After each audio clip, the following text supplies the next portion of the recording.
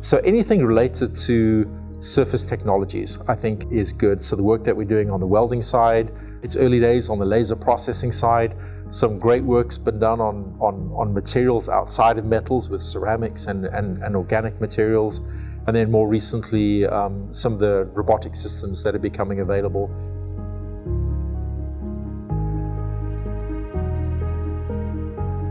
And who knows what AI will bring down the line as well. So at the moment, the big impact is more of AI is on how the business functions and operates, but I can see that working its way into the technology development part of the equation as well.